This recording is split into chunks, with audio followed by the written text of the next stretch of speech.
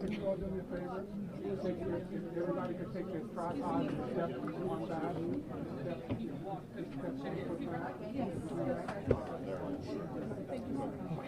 There we go. Hey, Rob. How you doing? Mic check 1 2. Mic check 1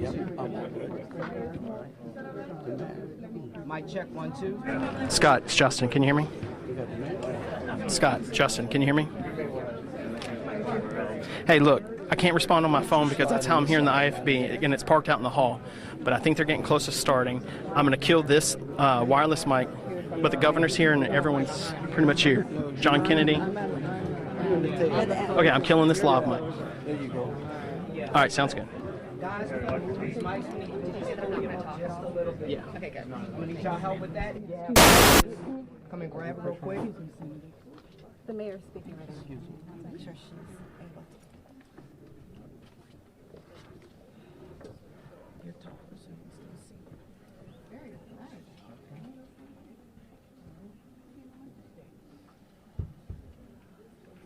So everybody that's not media, we have some more media come back. If you wouldn't mind taking a step back, because there might be another camera or so that could go on the second row. Okay? No, you're fine. I'm just saying for people who are just here in the room, we just maybe put another camera or so there. Oh, thank you. Is it up? All right, is everybody set?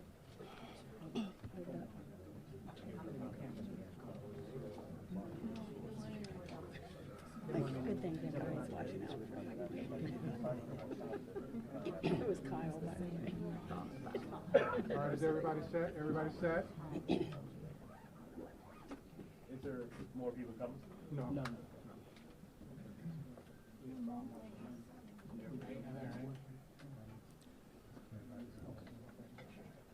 All right, good afternoon. Thank you all for coming out to our press conference. Special Agent Sack will open up, and then we will follow the run of show, and then we'll take 1 or 2 questions afterwards. Good afternoon, everyone. My name is Alethea Duncan. I'm the Assistant Special Agent in charge here in FBI New Orleans. Thank you for being here today and for your patience. First, I want to acknowledge the victims of today's horrific attack. The FBI and our partners are working diligently to investigate and find answers on behalf of the victims, the citizens and residents of Louisiana, and everyone visiting the city. I'm going to provide you some facts and information about what we do know. I know that all of you will have questions, and we will try to provide some answers. But this is an ongoing investigation that's rapidly evolving. So there are some questions I will be unable to answer at this time. The FBI is the lead investigative agency, and we're investigating this as an attack of terrorism along with our partners. Today at approximately 3:15 a.m. Central Standard Time, an individual drove a pickup truck into a crowd on Bourbon Street in New Orleans, killing at least 10 individuals and injuring dozens more. After hitting the crowd, he exited the vehicle and fired upon local law enforcement. Law enforcement returned fire and the subject was pronounced deceased at the scene. 2 law enforcement officers were injured and transported to local hospitals. The subject has been identified as 42-year-old Samsud Dim Jabbar, a U.S.-born citizen from Texas. He was driving a Ford pickup truck, which appears to be rented, and we are working to confirm how the subject came in possession of this vehicle. An ISIS flag was located on the trailer hitch of the vehicle, and the FBI is working to determine the subject's potential associations and affiliations with terrorist organizations. Weapons and potential improvised explosive devices, IEDs, were located in the subject's vehicle. Other potential IEDs were also located in the French Quarter. As of now, 2 IEDs have been found and rendered safe. The FBI Special Agent bomb technicians, as well as our local law enforcement partners, have been working to determine if any of these devices are viable, and they'll work to render those devices safe. The FBI, we are working with our partners to investigate this as an act of terrorism. We're aggressively running down all of the leads to identify the possible subject's associates. we're working to ensure that there is no further threat. We do not believe that Jabbar was solely responsible. We are aggressively running down every lead, including those of his known associates. That's why we need the public's help. We are asking if anybody has any interactions with Samsud Dim Jabbar in the last 72 hours that you contact us. The FBI is asking the public's help.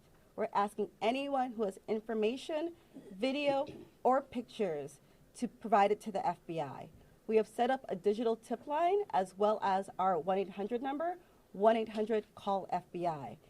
Please provide us with any information that can assist us in this investigation. Once again, thank you for your patience and assistance. For an updated statements or information, please check the FBI's website and our social media accounts. I will now turn over to Mayor Cantrell. Thank you. Thank you very much.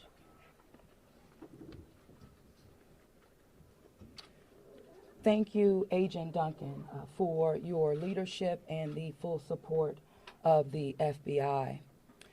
First and foremost, I want to express my deepest condolences to the families and loved ones that were impacted by this tragedy on Bourbon Street and in the heart of the city of New Orleans. And I know that the entire New Orleans City Council grieves along right with me, no doubt about that, and our people and our families.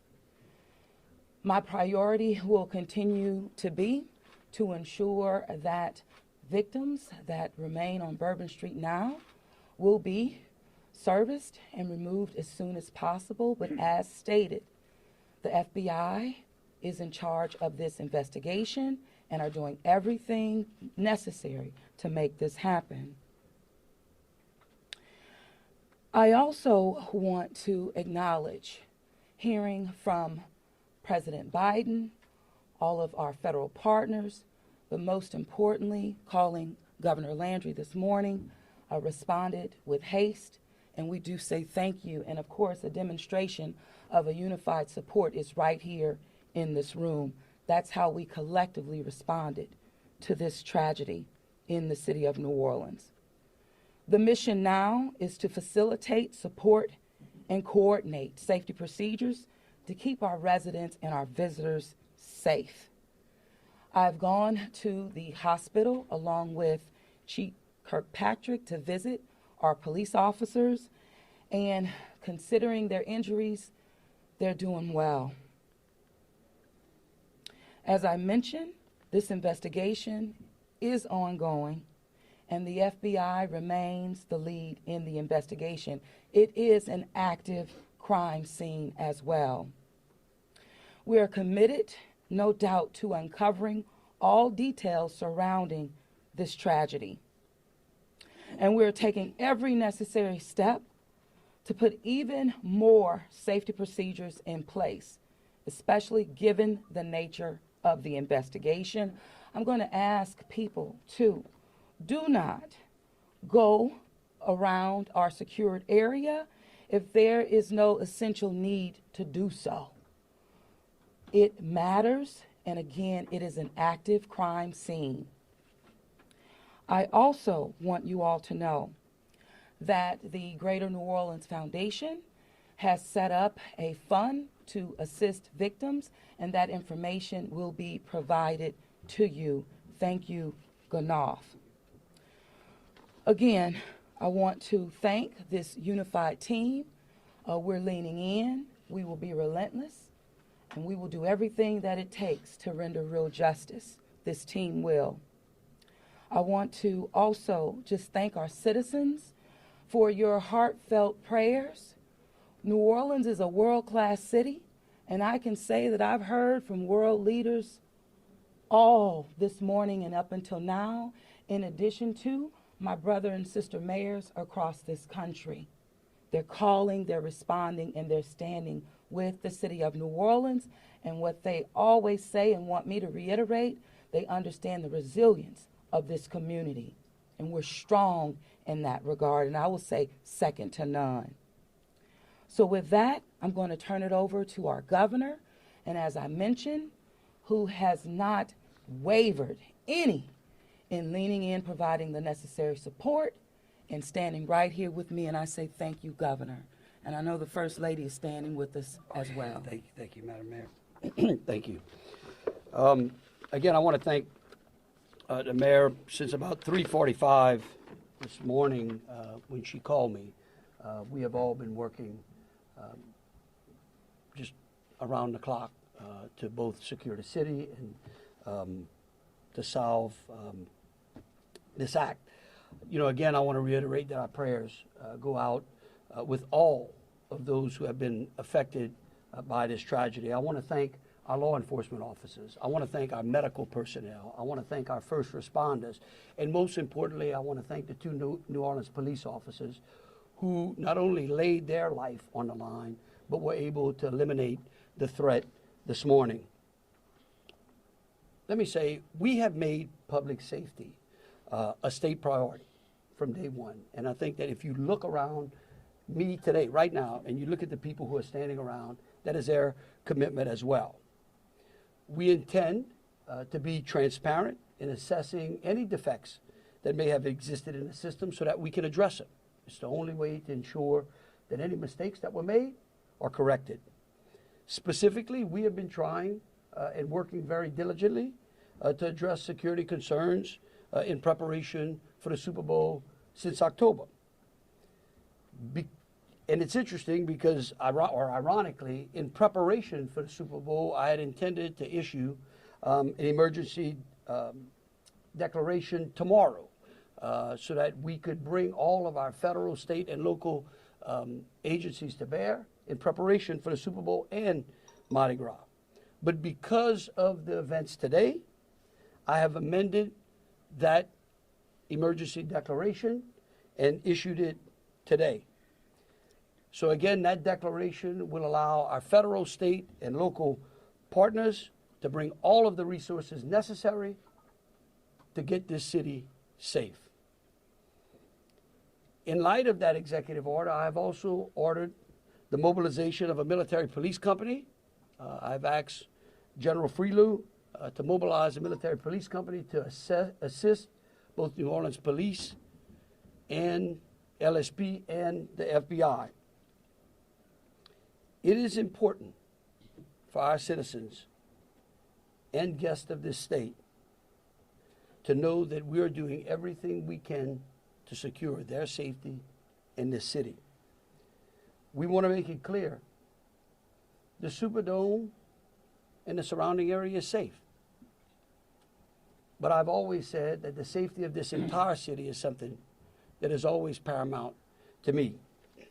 With that, I would like to turn it over to Jeff with the Super Bowl. Jeff Dunley.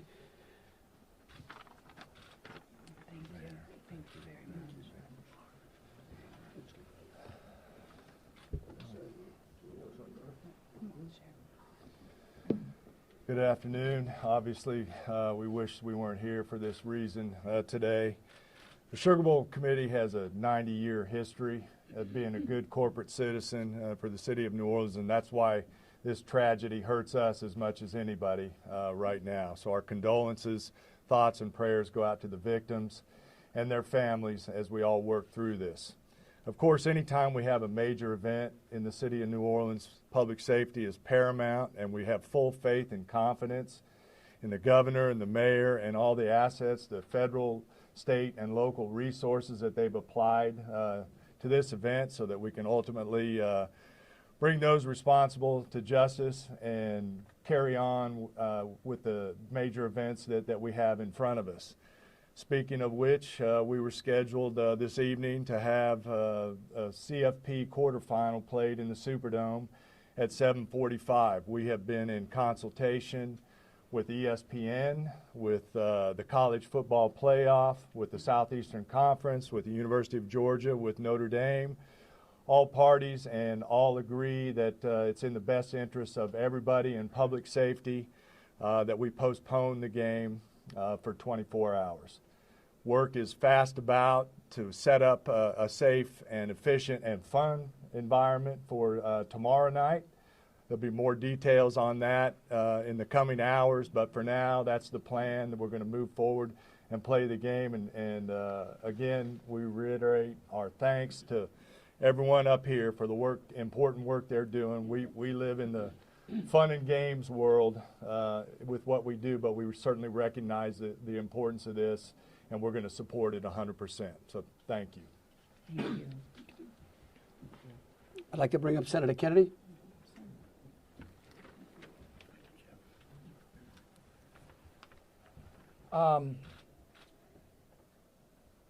I wish I understood better why bad things happen to good people. If I make it to heaven, I'm going to ask. For those people who don't believe in objective evil, all you have to do is look at what happened in our city early this morning. I am, if this doesn't trigger the gag reflex of every American, every fair-minded American, I'll be very surprised. I'm here because these are my people. I'm here because these are my people's friends. I'm here because there are a lot of Louisianians that are scared tonight. I don't want them to be. There's a lot of information going around. Some of it is actually true. Some of it isn't. The federal government is now in charge of this investigation. By that I mean the White House, the FBI, the Department of Homeland Security, and the Department of Justice. I have not talked to the FBI. Maybe they've talked to my staff. I don't know. I did talk to the Secretary of Homeland Security a little while ago. And I told him that with all the respect I could muster, that we expect to put the full force and resources of the federal government behind this investigation. Our state troopers, our local police departments, our sheriffs, we've got many sheriffs here today, have been terrific so far. The federal government is cooperating with them. I hope that will continue. Here's what I want to ask from the federal government. Catch these people. Catch these people. And then tell the American people the truth. Now, I don't want you to tell us yet anything that's going to interfere with your investigation. And there are things that I've been told that I think are true that I'm not sharing with you today because it could interfere with their investigation. But after we get to the bottom of this, they need to tell the American people the truth, and the people of New Orleans the truth, and the people of America the truth. I think the mayor and the governor are very wise to postpone this ball game for 24 hours. There's just too much stuff we don't know, and it's just not worth it. But I guess my final point is, I will promise you this: I will, when it is appropriate and this investigation is complete, you will find out what happened and who was responsible. Or I will raise fresh hell. And I will chase those in the federal government who are responsible for telling us what happened, like they stole Christmas. Thank you, Senator. Thank you, Senator Kennedy. Congressman Carter, I think. Thank you, Governor. Thank you, Mayor. Thank you, Senator Kennedy. Thank you to all of our law enforcement agents for doing a yeoman's job, for stepping up at a time when we needed you most, for employing the resources of all of our partners. This is all hands on deck, from the White House all the way down. I've been in communication with the White House since early this morning. Secretary Mayorkas, leaders in all of our federal, local, and state agencies. The President has made it very clear that he intends to bring every resource to bear to not only tell the truth, but to provide the resources to bring these cowards to justice. I want to personally thank the men and women in uniform who put their lives on the line to protect our citizens and our visitors. to our mayor and our governor for acting expeditiously and bringing us all together, to our sheriffs from the surrounding areas who have been Johnny on the spot, recognizing that if it happens in New Orleans, it can happen anywhere. We don't have the luxury of being myopic. In this community, we work together. We don't point fingers. We don't blame. We go after the bad guys. Let it be clear that the full faith and credit of the United States and every agency therein is on the ground, working. And for those who may have played a role in this horrific act of cowardice, we will find you. We will bring you to justice. New Orleans is a place that heralds its ability to protect its citizens, that heralds its ability to manage major events, Super Bowls, Sugar Bowls, Mardi Gras, Jazz Fest, Essence Festival, you name it, no one does it better than law enforcement in New Orleans and in the surrounding area. Kudos to those 2 officers who've been wounded. Our hearts go out to those who lost loved ones. Our hearts go out to those who are wounded and on the mend in the hospital. Citizens, now is the time to stay calm, to be vigilant. This is not a time to come out to sightsee. Listen to your federal, local, state officials. Be vigilant. If you saw something, say something. If you know something, tell someone. There are tip lines, there's information available. Please, all hands on deck. Rest assured that the decision that was made to postpone the game was not done lightly. It was done with one single thing in mind: public safety. Making sure that the citizens and visitors of this great city, not only for this event, but for every event you come to in Louisiana, that you will be safe. And we will use every resource possible, as the governor has said, as the mayor has said, and every law enforcement agent here has said.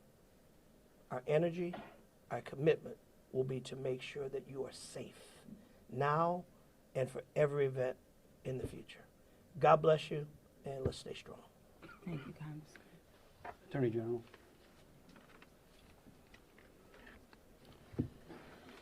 I first want to extend my sincerest condolences to the families of the victims.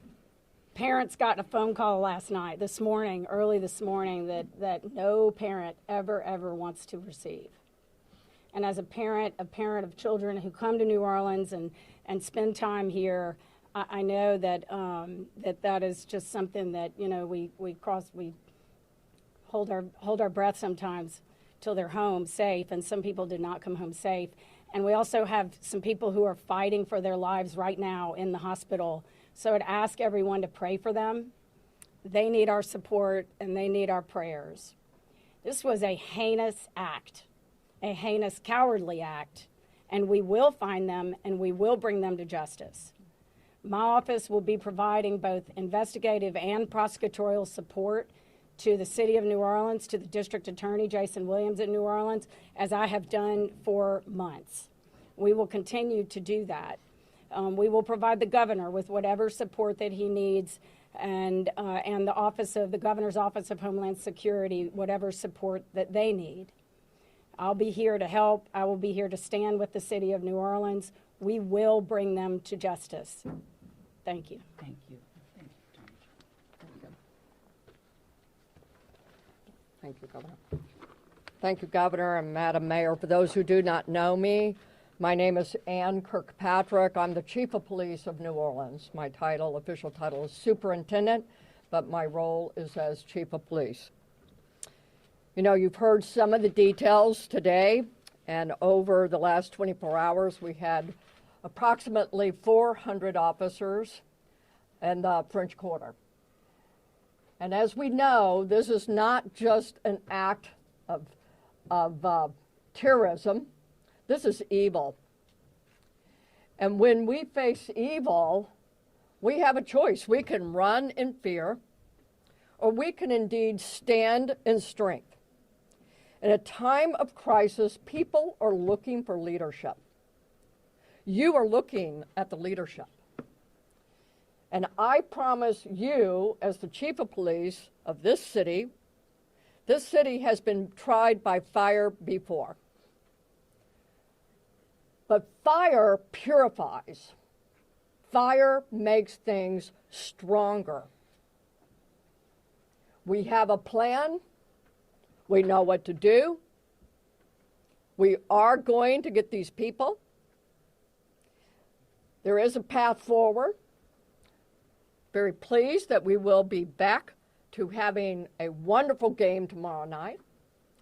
New Orleans police have proven their ability to make the city safer. Just 2 years ago, we were the murder capital of America. Today, from that time 2 years ago, we have driven our murder rate more than 50% down. So we have a track record. But this is different because it's terrorism. Now, I want to thank all of our law enforcement partners. You're fabulous, and we appreciate the partnership. But last night, 3 of our officers engaged this terrorist who shot at them. 3 of the officers returned fire. Those officers did not run in fear. I liked what the mayor said this morning. New Orleans police and all law enforcement is built. We are built for dealing with evil, with things that would cause others to be in fear, but instead our officers, and last night NOPD particular, stood strong. They did not run. They did kill the terrorist. We have 2 officers indeed who received gunfire. They will be okay. We have personally gone to see them. But this is leadership for you. And I promise, as the chief of police of this fantastic city, that I will be strong and firm and fearless. Thank you. Thank you. In wrapping it up, I want to just close with a couple of things. I want to thank Senator Kennedy and Congressman Carter. I want to thank again all of our law enforcement officers out there. I want the families of the victims to know that I will be issuing an executive order that tomorrow, when Notre Dame plays Georgia, every flag of every state building in this state is going to be at half-mast. In remembrance of them, but remembering something else. That fear in this state is a liar. And these folks right here are going to make sure that justice is served. And for the citizens out there that were saying, well, man, do I really want to go to the Sugar Bowl tomorrow? I tell you one thing, your governor's going to be there. That is proof, believe you me, that that facility in this city is safer today than it was yesterday. And as we come to additional events in this city, I know in speaking with Senator Kennedy and Congressman Carter and the FBI acting director and the incoming administration, that they are going to ensure that this city has the resources necessary to protect our citizens and our guests. And so with that, we'll take some questions. All right, if you could, we'll start over here with CBS. Katie, we'll work our way across the room. If I miss you, just give me a holler. I may not see you. Go ahead, Katie. Thank you, sir. Katie Weiss with CBS News. I mean, I think this has been a really tough day for a lot of people, but at this point, we're hearing that the death toll, according to some FBI sources, has gone up to 15. Is this true? Who was the answer? Yeah. I can speak to it, You- because unless, do you have a final number? We do not have a final number. We know that we have confirmed 10, but we did have people who had been transported who were in critical condition. And so I do not know that, but I can confirm 10. And one quick follow-up question, if I may. We know that there have been some local records in Texas about a misdemeanor background on this suspect. any signs or warnings ahead of time about this person or their plans for what happened this morning? Because that is the investigation part, I will give the FBI. At this time, we cannot go into details about the subject's history. What I can tell you, the person was an Army veteran. We believe he was honorary discharged, but we're working through this process, figuring out all this information. The goal with the FBI is providing you with the most accurate and complete information. So once that information is confirmed, we'll make sure we push that out. Thank you. Ariel? At this time, do you know exactly, as far as the victims, how many are from here in Louisiana versus out of state and their ages maybe? At this time, I can't go into details about all the victims. We want to make sure that the family is notified appropriately before we put any information out there. So once the families are all notified, then we'll go ahead and release a statement to everyone. And I would ask the press, in relation to the victims and those that are in hospice, if we could just refrain from worrying about them so their loved ones can take care of them, and the medical personnel that are trying to get them out of the hospital can do so. And as information becomes available, but we want to respect the privacy of those who are still either fighting for their lives or being cared for. Thank you. A follow-up, if I may. Go ahead. You guys mentioned accomplices. You don't think that the suspect acted alone. About how many more suspects are you guys looking into at this point? It's a range of suspects. Right now with the FBI, we do not want to rule anything out, so that's why we're asking if anyone has had any interaction with the deceased subject Jabbar in the last 72 hours. Provide us with this information. You can provide us that information through 1-800-CALL-FBI or our digital tips line, which is available on our social media website, as well as the big FBI website. Can I say something right quick? Tell me who you're with. WDSU. WDSU, okay, and CBS. NBC's over here on the right. Oh, that's an unusual position. I don't get it. You wouldn't. Look, the FBI is not going to be able to answer those questions, okay? They will eventually, I promise you, okay? Once the FBI has a chance to investigate all this, along working with state police, working with Homeland Security, working with the city of New Orleans, they're going to tell you what happened. I can promise you that, or I'm going to raise fresh hell. But right now, they're in the process of trying to catch the other bad guys. And I want to give them the benefit of the doubt for a while. 26. Yeah, I had a question about the victims. I know that there was obviously gunfire exchange, so I guess how many victims were shot and then how many were injured? Look, again, let me reiterate both Special Agent Duncan and Senator Kennedy. There's a lot of, I get that y'all want to know minute details. What we don't want to do is impede this investigation or spend any time talking about things that don't get us closer to hunting these folks down and securing the city. And so at a particular point in time, we will release as much information as we can. But at this time, in relation to the investigation, I would ask y'all to refrain from those.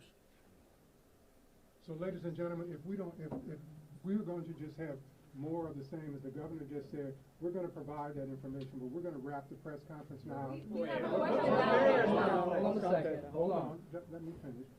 You weren't listening. If all of the questions are more of the same, what the governor just said in position, we won't be doing that to provide that information. And if you have a quick different question, then let's do that quickly and move on, okay? My question. Ma'am. Hold on. Then who was next? We had over here. Hi, Rachel Wolf from the Wall Street Journal. You said you were confident there are multiple suspects involved. What makes you confident in that? Well, like, why would we tell you that? Again, again, we want to answer pertinent questions. But anything that would lead to impeding or endangering this investigation is not going to be said, okay? And we will, as information unfolds, this is a very fluid process. And remember something too, we're doing two things. We're hunting some bad people down and we're securing the city too. We're getting ready for a Sugar Bowl tomorrow. So if y'all would, again, if you have questions regarding Sugar Bowl, the safety of the city, or something to that effect, we're happy to answer. Over here. Okay, go ahead. Go ahead, Alyssa. Usually in parts of the French Quarter, specifically in parts of Bourbon Street, there are bollards. We're hearing that some of those may have been down because of repairs. Can you speak to that? And maybe was there any backup option of putting a truck there or an NOPD car there? Well, let me tell you, yeah, one, I'm going to let the mayor answer. I want you to know that's one of the first things I thought of this morning when the mayor called me, okay? And I will tell you that whatever the problem was is going to be solved. Thank you, Governor. Thank you, Governor, and thank you for the question. I do understand that it's been on your radar since this morning. As it relates to the bollards on Bourbon Street, over 10 years ago, over 10 years ago, the city of New Orleans implemented an infrastructure project placing bollards on Bourbon Street. Shortly thereafter, the malfunctions of those bollards ensued from Mardi Gras beads on down. But the New Orleans Police Department, of course, deemed them inefficient because they did not operate the way that they were intended to do. Because the city of New Orleans is hosting Super Bowl this year, it gave the city of New Orleans an opportunity to go further and deeper with infrastructure improvements, as we've been talking about. So as a result of that, we were able to build in bollard replacement into our Super Bowl infrastructure package. And because of that, the city of New Orleans has moved forward with that infrastructure that is nearing completion.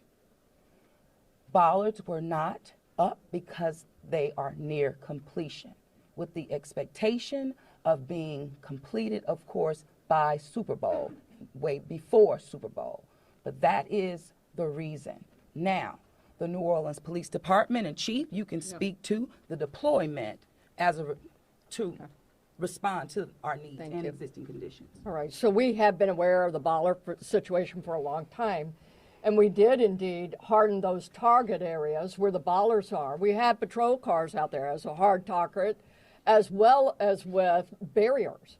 Now, I want to share with y'all, if you did not know, that this particular terrorist drove around onto the sidewalk and got around the hard target, where he did have a car there, we had barriers there, we had officers there, and they still got around. Now, the wedges that you see out there as well, we knew that that had malfunction problems. And I want you to understand, let's say we put the wedge up and it got stuck. There is no way that ambulance could get in or out, people couldn't get in and out, so we knew that these were malfunction. So we did indeed have a plan, but the terrorist defeated it. Let me just say this. We recognize we got a problem right here, right? We're going to fix it. It is going to be a top priority as we go into the Super Bowl in Mardi Gras. And the solution that we're going to come up with is going to be a permanent one. It's going to be placed into the standard operating procedure of having major events and securing that quarter. A follow-up, if I may. Obviously, Super Bowl postponed till tomorrow, but I'm sure after that game, a lot of people are going to want to celebrate. Are there plans to keep Bourbon Street closed? What does that look like? So right now, Bourbon Street is an active crime scene, and the FBI is in charge of it. When they clear it, and it does not become an active crime scene anymore, we're going to open it up. Potentially. Olivia Young with Fox 8. Can we ask about this military police presence that you want to call it? Is this a private security like Blackwater? Also, would that be a first that a private security firm is mobilized to supplement local and state law enforcement? No. We're not. This is our National Guard. Yeah. These are our citizens that we bring in.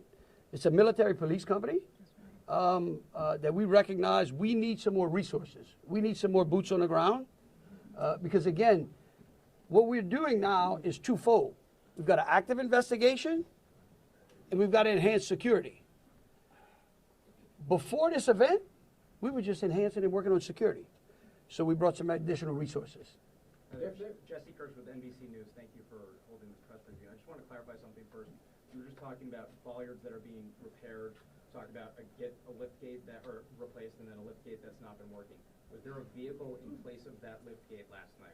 Were there things in place of those bollards which are being repaired? Sure, the chief spoke to the plan in place, and that is yes. That was indeed.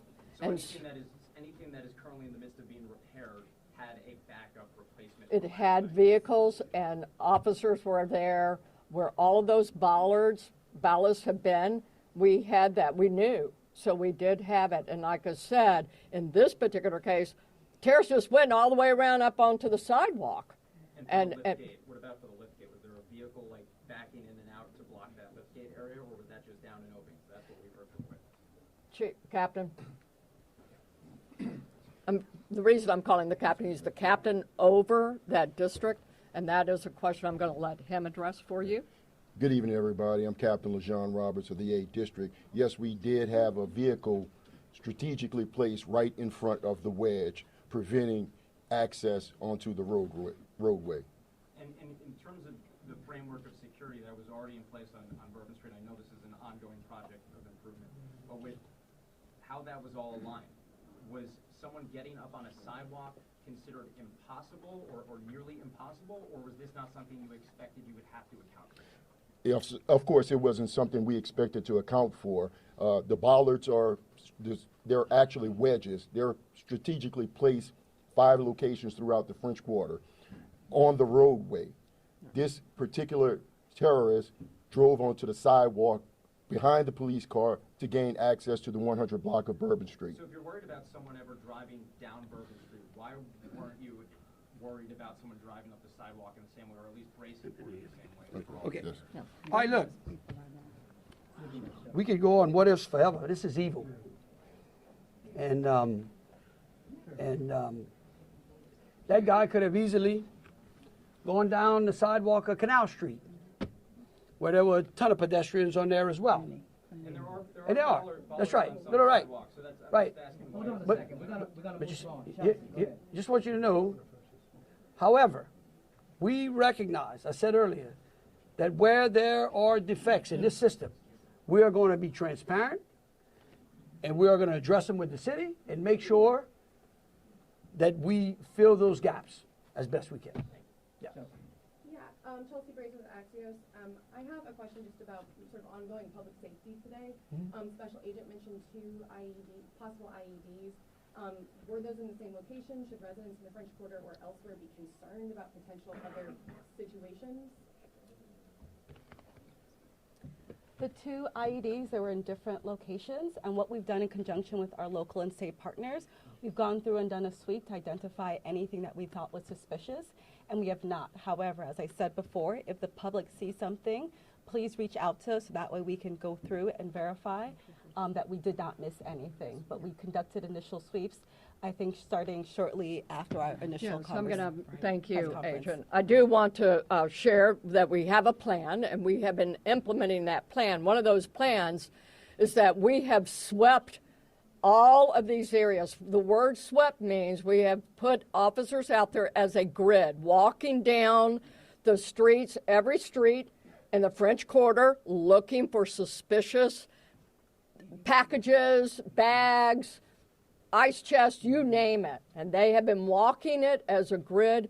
We've been doing the same thing on Poydras and all the accesses into the Superdome. Part of the safety plan is we have bomb dogs out there sweeping the Superdome and all the exterior area, and we're locking that down. That will be locked down through the game tomorrow. So that's a part of that safety plan, and we've already been implementing it. Okay, thank you all for Yep. coming out. Question back here for the governor on the MPs. How many MPs will be deployed to New Orleans? Right now, there's I think it's a General Freelo 100. 100. 100, yep. All right, thank you all so much. Thank you. What gives you the confidence tomorrow night it'll be safe? I'm going to be there. Me too. Yeah, we're gonna be there. I know.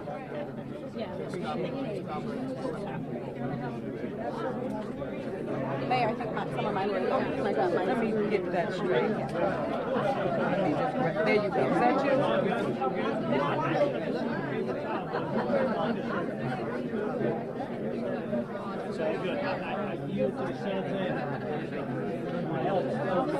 It's harder for y'all